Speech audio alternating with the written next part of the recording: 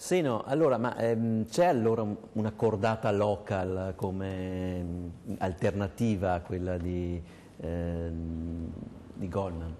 Sì, noi anche stamattina abbiamo fatto una riunione con l'avvocato Pizzigatti che ha preso a cuore la cosa in maniera anche abbastanza lodevole. Qualche imprenditore si è fatto avanti, c'è qualcosa, però bisogna comunque rispettare la volontà dell'attuale proprietario. Perché come parlavo prima, se l'attuale proprietario decide comunque di partecipare al campionato interregionale... Sì, sembra la notizia anche di stasera che abbia confermato sì, la disponibilità lo può fare a partecipare, accollandosi comunque i debiti sportivi, che sono quelli che ho elencato prima che servivano per iscriversi. Cioè deve pagare gli stessi soldi che avrebbe dovuto pagare in Serie C per i dilettanti, è abbastanza... Sì, non è... Però rimane in possesso dei famosi titoli. Certo. Barbara Carron, sentendo questi discorsi le viene da pensare mamma mia chi me l'ha fatto fare? Sì. Toccando ferro ovviamente. Toccando ferro perché in effetti poi il passaggio dalla Lega Pro, dalla prima divisione alla Serie B sembra che sia un toccasana, ma in realtà gli aiuti dalla federazione non sono poi così importanti, quindi ci sarà da faticare, ci sarà da fare diversi sacrifici anche quest'anno, insomma, in questa nuova categoria.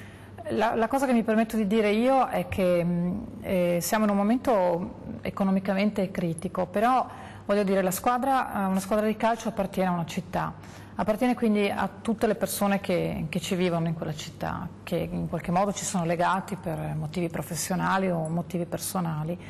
La crisi c'è per tutti, c'è anche per noi che possediamo il Padova, c'è per tutti. Quindi l'invito che noi facciamo spesso agli industriali, anche padovani, di partecipare, tanti industriali, piccole quote, fanno un grande aiuto. La risposta è che questo è un momento molto brutto, certo, ma lo è anche per noi, eppure continuiamo a tenere fede agli impegni, a quello che ci siamo promessi di fare. Però non c'è sensibilità, non c'è risposta. Noi è un appello che facciamo continuamente con gli industriali padovani, perché abbiamo comunque anche fra i soci, con una piccola quota, il presidente Francesco Peghin.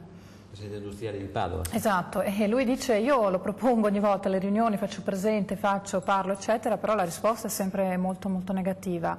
Però io dico sì, poi è arrivato un industriale di Vicenza, uno di Treviso, molti di Padova, piccole quote, e abbiamo preso questa squadra che rischiava altrimenti il fallimento diversi anni fa. Nessuno nel frattempo si è più fatto avanti, quindi questo è un po', insomma... Settè è un po' come a Treviso, no? Tante Penso parole, tante persone, per... sì facciamo, però alla fine Settè è rimasto da solo. Ma non è che sia rimasto da solo, sono rimasto con i miei collaboratori, non è che... Ma in termini di azionisti, insomma, alla fine è rimasto lei?